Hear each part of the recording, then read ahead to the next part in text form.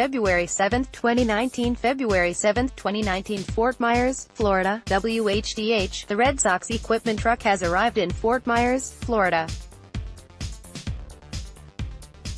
The truck, which left Fenway Monday, made the nearly 1,500-mile trip carrying more than 20,000 baseballs and 1,100 bats.